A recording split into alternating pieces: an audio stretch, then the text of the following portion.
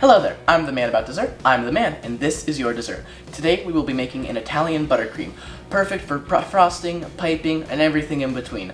It's a wonderful, delicious, airy, light, buttery, just amazing buttercream that I think everyone should at least make once in their life if they want an icing cake.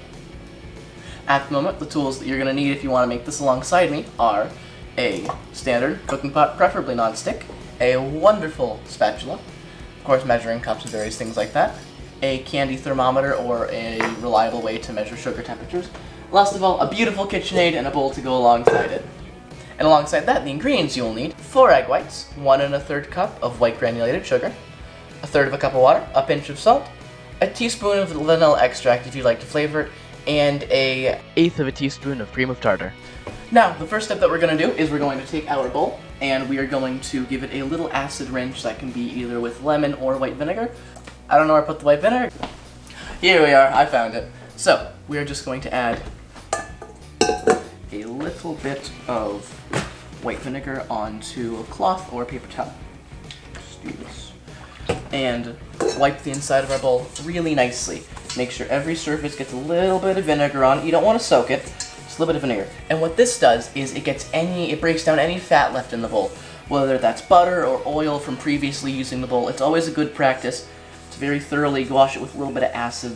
Like I said, a lemon or white vinegar, both work just as well. And by the end, we have a nice, dry, freshly vinegared bowl that we can be sure there is no fat left in. Alright, the first step that we're going to do is we're going to take our 4 egg whites, add these nicely to our stand mixer. You can use a hand mixer as well with the whole bug trick and everything. It's just easier to have a stand mixer. We're also going to add our salt, our cream of tartar, and our 1/3 cup of sugar that we separated. And now all that we need to do is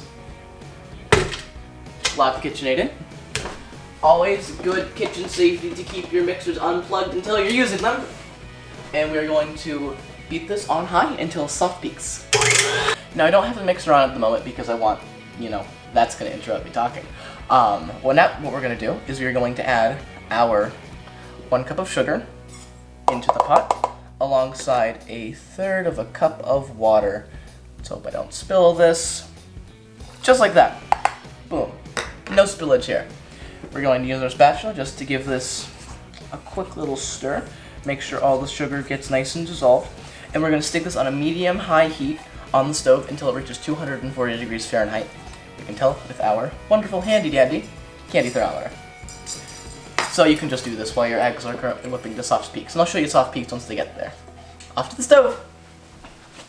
Alrighty, so our meringue has hit a nice soft peak stage. If you don't know what that looks like, it looks sort of kitchen safety. It's a nice little soft looking peak at the top.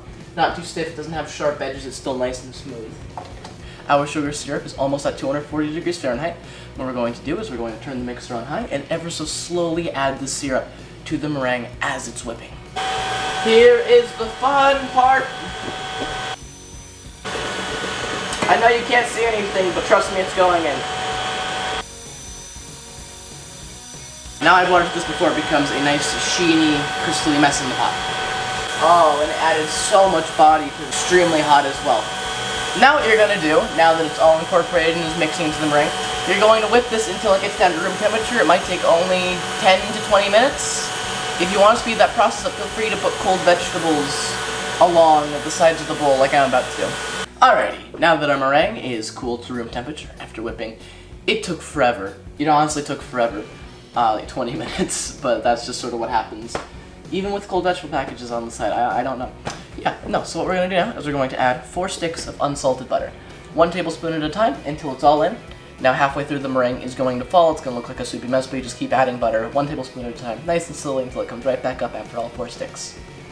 Alrighty. I forgot to unwrap the butter, so I'm going to go do that and start adding it, and I'll get back to you when it's unwrapped. Alright, now that my butter's unwrapped, I will start adding this butter in 1 tablespoon at a time with my handy-dandy spatula on a nice high speed.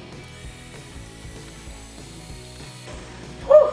That is the last of my butter in, and I am going to scrape down the bowl because there probably is some fresh, non-whipped in meringue at the bottom that we always want to get in.